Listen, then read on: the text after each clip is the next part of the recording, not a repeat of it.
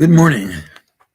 So we started to see in our last shir that there are some contradictions between what Dovid HaMelech said and what his son Shlomo taught. And we were focused on the fact that in Tehillim, Dovid HaMelech said, Lo hamesim yahalaluka, that the dead don't praise Hashem. Whereas in Koheles, Shlomo said, V'shavach ani hamesim, I praise the dead, shekvar mesu, have already died. But then Shlomo seems to contradict himself by saying, Kila kelev chai hu tov min ha'aryeh hames, that a living dog is better than a dead lion.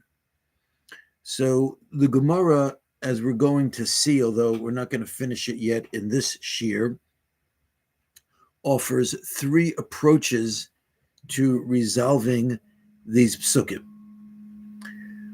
The first one we already saw it last time. We'll just run through it quickly again without any commentary. Lo kasha, it's not a contradiction.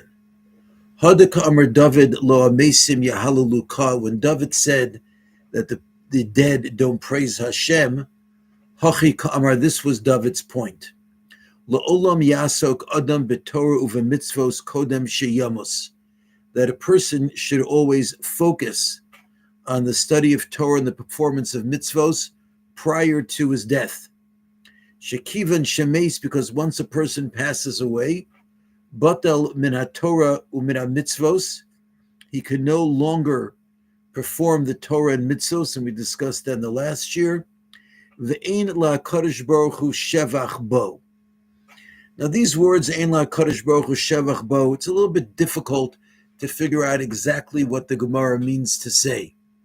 Some learn that simply the person's not davening anymore and Hashem does not receive any praise from him.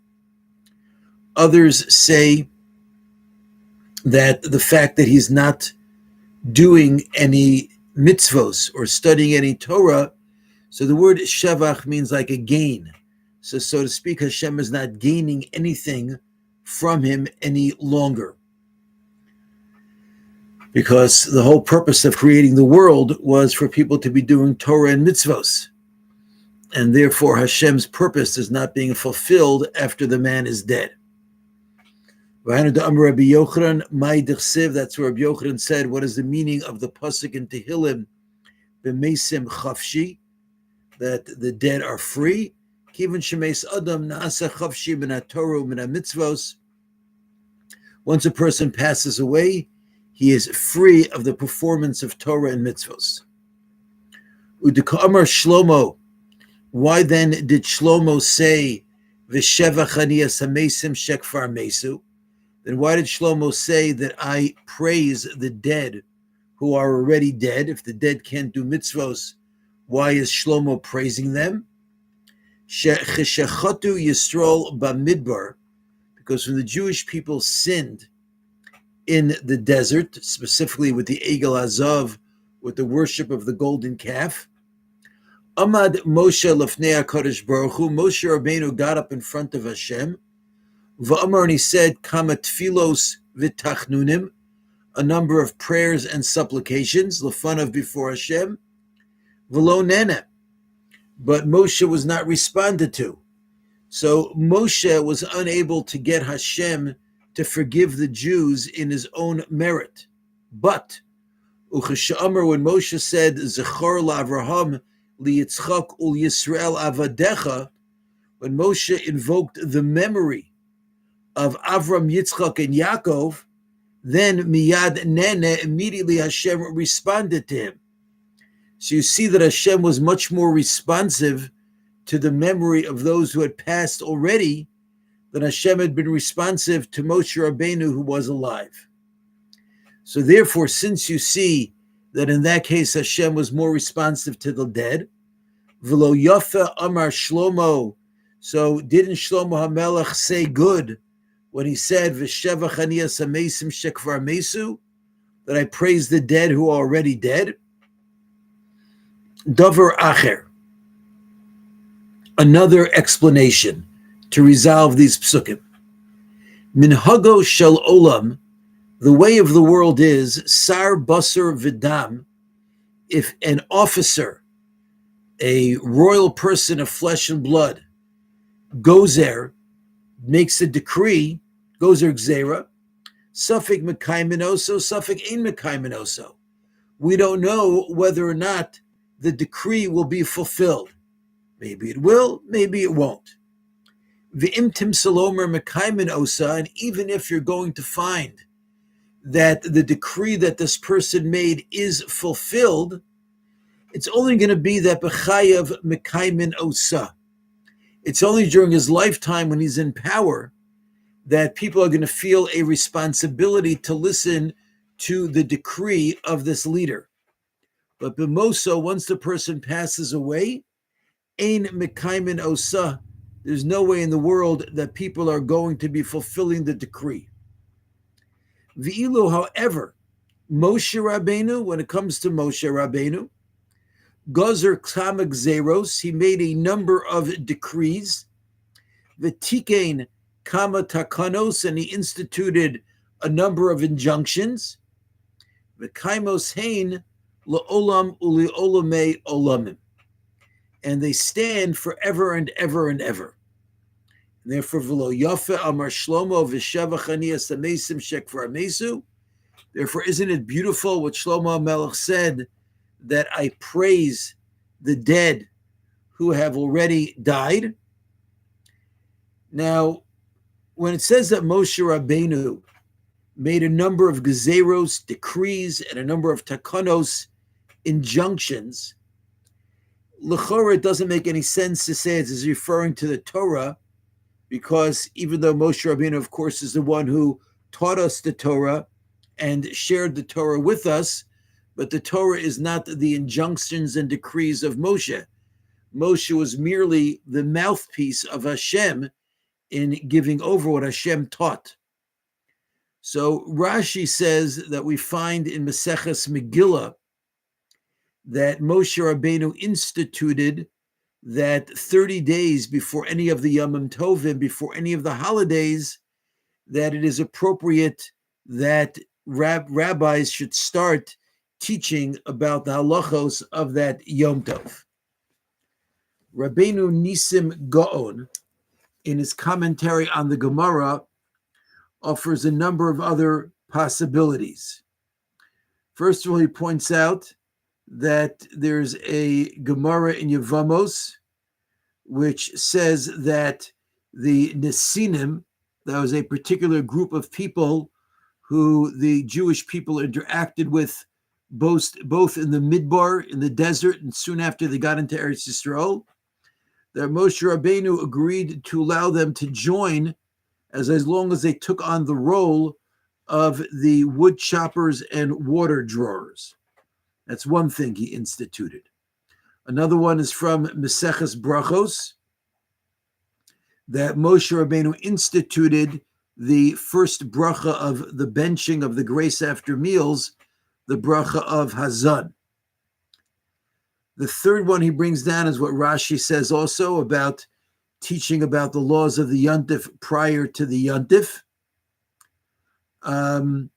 In Yoma, it says that Moshe Rabbeinu instituted the proper times of day for eating.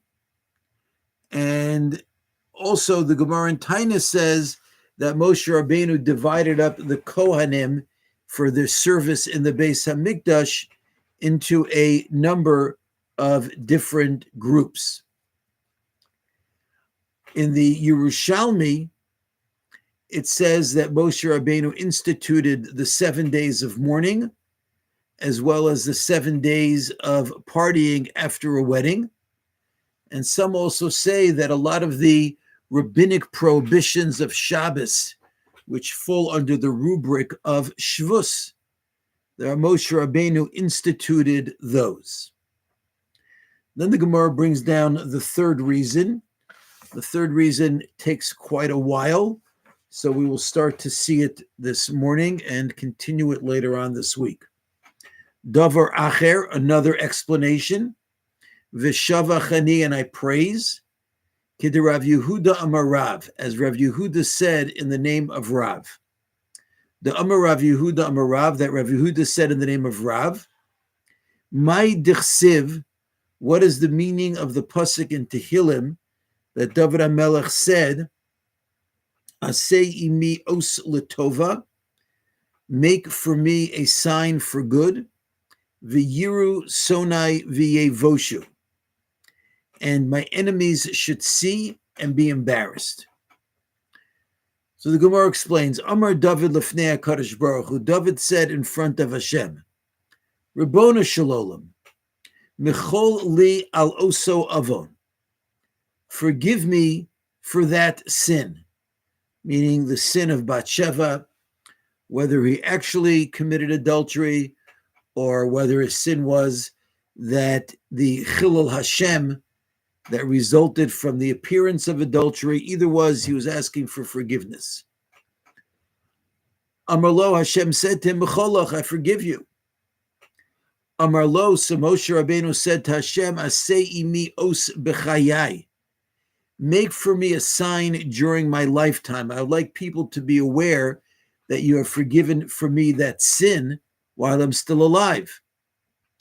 Amar le, Hashem responded, B'chayecha eni modia, during your lifetime, I am not going to inform people that I forgave you for that sin, but b'chaye Shlomo bincha, during the lifetime of your son Shlomo, ani modia, I am going to inform them. Then the Gemara goes on with the long story of how Hashem publicized his forgiveness of Dovid. Again, we're going to see that the next time around. I just want to share with you a piece from the Maharal, because over here in the Gemara, we gave 3 explanations of what Shlomo HaMelech meant, that there's some advantage for the dead. And the Maharal explains that the first one is that Hashem forgave Klal Yisrael for the Avera of the Egel Hazav, of the golden calf, not in the merit of Moshe, who was alive, but in the merit of Avraham, Yitzchak, and Yaakov, who had passed away. And the Maharal explains, why was that? Because the dead are with Hashem.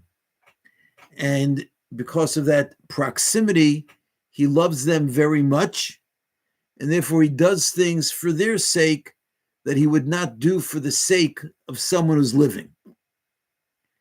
The second thing we said is that the decrees of those who have passed, specifically we're talking about Moshe Rabbeinu, those decrees stand, whereas the decrees of the living might not stand.